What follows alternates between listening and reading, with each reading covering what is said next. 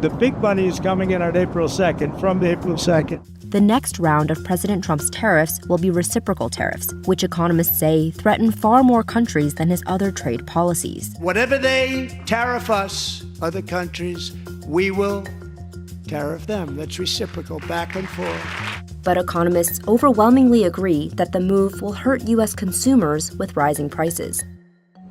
Tariffs in general raise the price of everyday goods because companies pass the higher importing cost onto consumers. But reciprocal tariffs will amplify this effect because the policy will raise tariffs across so many more industries. Tariffs tend to reduce entry by foreign companies. They don't find they're not going to have enough of a market to make it worth the investment to enter that market. This would reduce the variety and reliability of products available to American consumers. But Trump sees reciprocal tariffs as a way to even the playing field. Countless other nations charge us tremendously higher tariffs than we charge them. It's very unfair. We have been ripped off for decades by nearly every country on earth, and we will not let that happen any longer. The idea of fairness never involved a comparison of tariff line by tariff line, because there were just so many more issues on the table in thinking about what is a fair deal. The U.S. is one of 166 members in the World Trade Organization, and under WTO rules, you have to offer all the members of the club your best rate, except you're willing to cut these special deals with friends. There is a presumption built into the World Trade Organization that lower rates overall are a good thing, not only for the world economy, but for individual countries.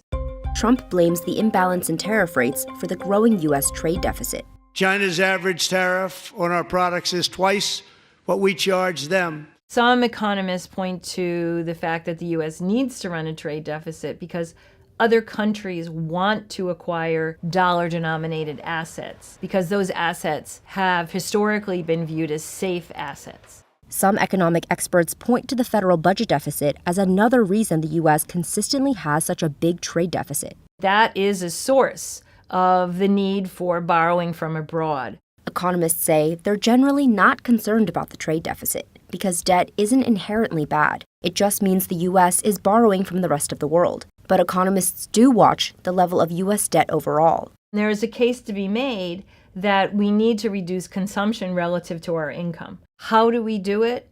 Certainly not with bilateral tariffs. That's because higher tariffs don't just reduce imports, they reduce exports too.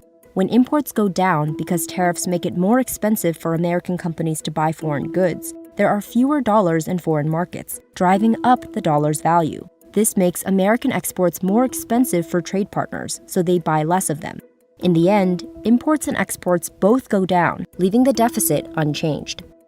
According to economists, another reason why reciprocal tariffs won't reduce the trade deficit is because companies often shift their supply chains to other countries to avoid high tariffs. We have reduced our trade with China, but we still need the things that we used to get from China. Companies that make footwear have turned to subcontractors in Vietnam to avoid the high tariffs that were placed under the first Trump administration. This happened for a lot of different goods, and altogether you saw the U.S. trade deficit with Vietnam growing. You will be like playing whack-a-mole. You will try to close the deficit on one country, and it will just pop up for another country.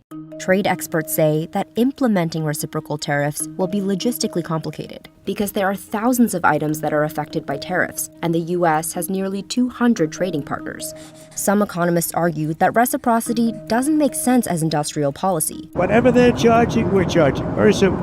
What it does is it gives other countries the right to set our tariff rates. So if another country wants to protect something that we don't feel we need protection, something that we're really good at, we adopt their tariff rate because we retaliate against them if they won't lower their tariff rate. Many countries already have lower rates than the U.S., and it's unclear whether Trump's plan involves lowering rates too. Trump has also said he wants to use reciprocal tariffs to target the European Union's value-added tax, which is similar to a sales tax. They have a 20% VAT tax, which we're considering to be similar or the same as the tariff. The U.S. auto industry has been getting hammered and hemorrhaging jobs for so long. It is massively unfair treatment, and the president's making clear that we are going to pursue a policy of reciprocity. This reciprocal tariff plan is just another example of Trump's far-reaching protectionist agenda.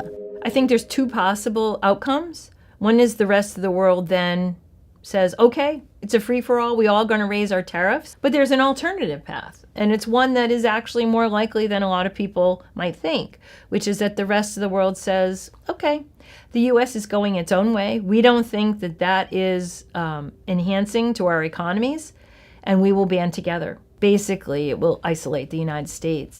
People familiar with the administration's tariff discussions told the Wall Street Journal it could take 6 months or more to actually implement the reciprocal tariffs. But many economists still worry the slew of tariffs will worsen inflation and lead the U.S. into a recession. We have times when the trade deficit falls, you may say, oh, that's good. But in fact, no, it's bad. Because what it means is that the U.S. economy is going through a very rough time.